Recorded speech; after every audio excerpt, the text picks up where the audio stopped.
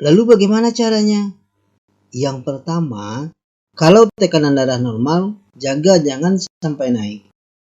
Kalau tekanan darah tinggi, kita turunkan agar dia normal. Kalau sudah normal, jaga agar dia jangan naik. Untuk mencegahnya ini, kita harus atur pola makan. Jadi kalau makan itu, yang berlemak-lemak itu dikurangi. Jaga berat badan agar jangan gendut. Tanda orang berlebih makan itu gemuk atau obesitas. Obesitas itu orangnya gemuk. Itu tandanya makannya tidak diatur. Setiap yang lewat masuk. Nanti semuanya akan ditumpuk dalam badan dalam bentuk lemak. Yang kedua, banyak makan dedaunan atau sayuran.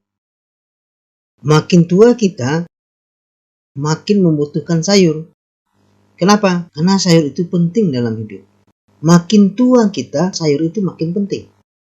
Karena sayur itu sangat penting dalam proses pencernaan. Itu yang pertama. Dengan kita makan sayur, maka pencernaan kita akan bagus. Orang yang jarang makan sayur, BAB-nya sekali seminggu. Kemudian apalagi kalau kita tidak makan sayur? Karena buang air besar sering terlambat, akibatnya apa? Buang air besar berdarah. Karena mengedan. Akibatnya apa? Anemia setelah itu. Tahap berikutnya tidak berdarah lagi, tapi dia keluar. Ambayan kata orang. Tahap berikutnya terjepit dia. Operasi obatnya. Selain itu apalagi? Dari sayur kita mendapatkan banyak mineral. Ada kalium, ada natrium, ada kalsium, ada magnesium, dan banyak lagi. Ada Fe zat besi, ada zinc. Setiap sayuran punya kandungan yang berbeda. Makanya makan sayur jangan satu jenis saja. Perlu variasi. Hari ini kangkung, besok bayam, besok daun pepaya.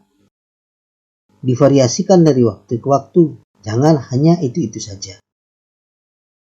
Cukup minum, maka buang air kecil kita akan lancar keluar. Sampah badan akan dibuang. Celakanya, orang tua itu sering kayak onta. Onta itu kan jarang minum. Kenapa tidak minum, Mak? Aku tidak haus. Dalam sehari aku minum hanya 2 gelas. Itu sudah cukup. Ini berbahaya. Karena kurang minum, maka aliran darah ke ginjal jadi berkurang. Kencing berkurang. Dan sampah badan bertumpuk di dalam. Karena tidak dikeluarkan. Akibatnya, ginjal bisa rusak. Jadi minum harus cukup. Berapa banyaknya? Minimal 6 gelas sehari. Kemudian apalagi? Kita harus olahraga yang teratur. Yang bagus hanya 4 jenis. Lari, sepeda, senam, dan renang. Itulah olahraga yang bagus untuk kesehatan. Kalau tensi sudah normal, kita cegah agar dia tidak naik. Kalau tensi tinggi, kita turunkan. Diturunkan dengan apa? Selain mengatur makan dan pola hidup, kita makan obat. Maka kita turunkan dengan obat. Bagaimana caranya? Kita datangi fasilitas kesehatan.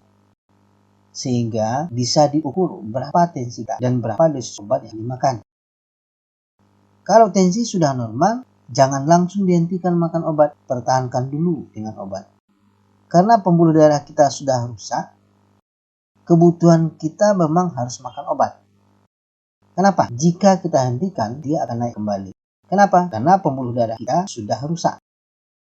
Kalau pipa air bisa diganti. Pembuluh darah bagaimana mau menggantinya? Makanya harus kita jaga. Kita jaga agar kerusakannya tidak jadi lebih berat. Dijaga agar tensi tidak kembali naik dengan tetap mengkonsumsi obat. Berapa dosisnya? Dosisnya nanti ditentukan berdasarkan hasil pemeriksaan. Tekanan darah yang bagus antara 100 sampai 140 mm Hg. Jangan sampai di bawah 100. Di bawah 100 apa risikonya? Aliran darah ginjal akan berkurang. Ginjal jadi rusak.